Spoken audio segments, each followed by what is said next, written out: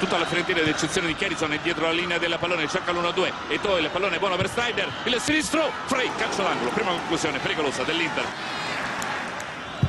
Il testa di Snyder, palla sul primo palo, l'anticipo, colpo di testa, palo!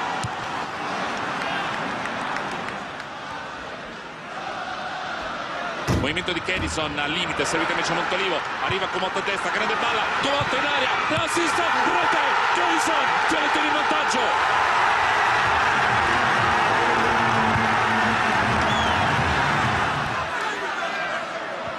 Sisso di Pasquale a cercare Jovetic, cerca Leguizzo, 1-2, Jovetic in aria, Jovetic, grande chiusura di Samuel, palla gol per la Fiorentina.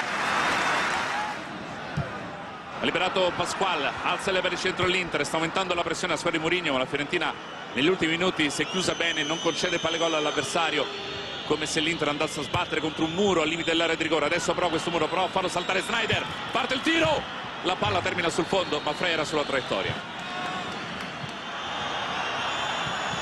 Milito cerca spazio per il cross, rientra sul destro, Milito, il pallone morbido, arriva Maicon al volo e colpisce malissimo.